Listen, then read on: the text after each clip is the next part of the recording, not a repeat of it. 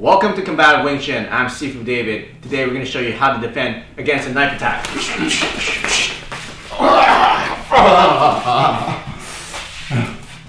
How to defend against a knife attack.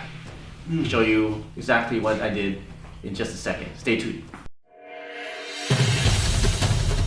And yes, we are giving away these free DVDs. Accelerated Wing Chun System Quick Start DVD. Normally retailing for 129 bucks.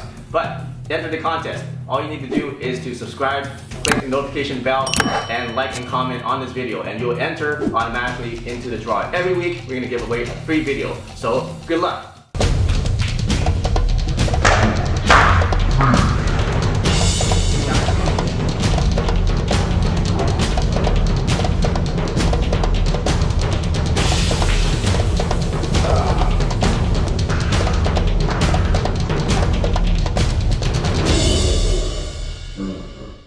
How to defend against a knife attack. So this is a very common attack, a thrust to your gut, okay? And he's not just gonna do one thrust, he's gonna do multiple thrusts. He's gonna be shish kebabbing me, impaling me with lots of multiple stabs. So the technique will be to do a pop and a eye strike here, all right? So pop and eye strike. Okay, so I'm poking his eyes, pop, eye strike. That's number one. So from the front, you go like boom. Okay, so I'm parrying his knife attack so he goes away or down or diagonal, and I want to be taking out his eyes because this is a life-threatening situation. Okay, so knife! Like that, okay? And shout knife too, because it warns everybody else that there's a knife attack and they're going to call the police, maybe help you out. Okay, so knife! And in this position, okay? And I want to do a few of them. 1, 2, 3. And as I'm doing it, I'm going to the side. So 1, 2, 3. So it gives me more space and more defense to get it further away from the knife. Alright? So in the front I'm going to go 1, 2, 3. So every time I take a little tiny step so that I move and change angles on him. So when I'm doing the pop and then duji or gum sao duji, I'm going 1, 2, 3. So every time I want to change position. 1, 2, 3. Okay, so he's coming in. 1, 2, 3, and now I'm beside him. Makes me in a much safer position because now the knife is pointing that way and I'm further away from the knife. Okay? So you can go 1, 2, 3, and you can just get the hell out of there. Okay? Or you can just go 1 and just leave and run away. Okay? Or you go 1, 2, 3, and run away. Okay? Or you can do another one, whereas if you can feel that you have control of his hand, 1, 2, 3, then you can put the other hand here. You see, put the other hand underneath, and then turn his hand this way. And I want to push down onto this part of the hand and twist this way. Okay, I don't want to do too hard because it does hurt. Okay. 1, 2, 3. And then twist with your whole body this way. You can drag it out this way. Okay? And then you can run away. Okay? So, do another time. So he's coming in. So make sure that you don't stay here statically because he's going to do another attack. And you can't do this all day long because eventually he's going to change angles. Right? And then you're going to get hit. So you don't want to do that. Okay? So you want to keep moving yourself. 1, 2, 3. So you're here. The balls, drop the hand, okay, strip the knife, now you have the knife. Okay? So that's how you defend against a knife attack.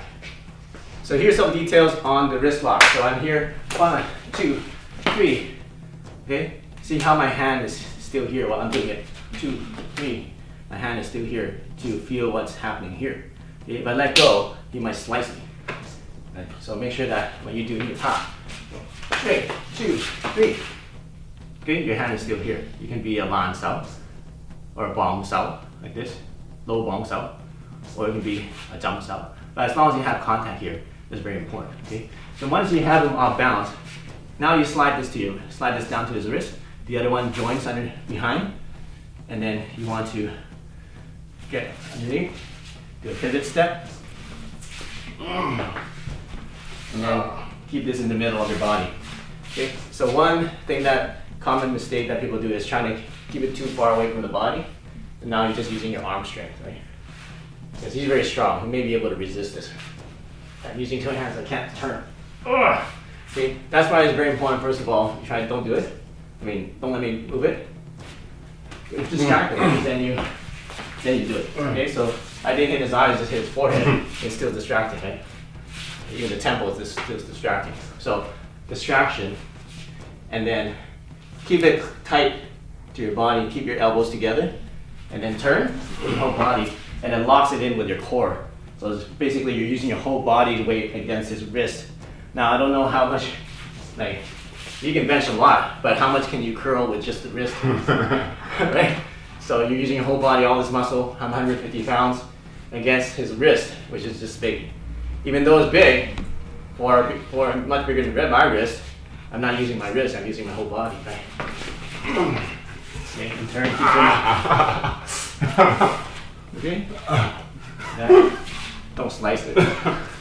Okay, so I think that's enough training today. We've been abusing his wrist.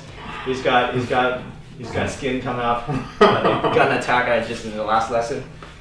He's got a big bruise there now. So that's how you defend against a knife attack. Very common one.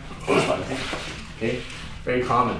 You're not just gonna go like that in martial arts, just like and then keep the knife out there. No, they're gonna repeatedly stab. Okay? So you better be able to counterattack. If he can't see you, most likely he can't stab you. Okay, so first is to, parry, go for his eyes so he goes on the defense. Instead of thinking in the offense mentality. Right? When somebody has a knife, they feel powerful. Right? And they think that they can hurt you, they think they can intimidate you. But as soon as you launch an offense, they say, whoa, this guy's actually fighting back, and that throws them off already. Okay? And so just go for the eye, go for the vitals, eyes or balls, and just run out of there. If the attack is already happening, and then if you do have the wrist, if you do feel that the wrist is there, you can do the wrist lock or more control. Okay, so those are some techniques that you can do for how to defend against a knife attack.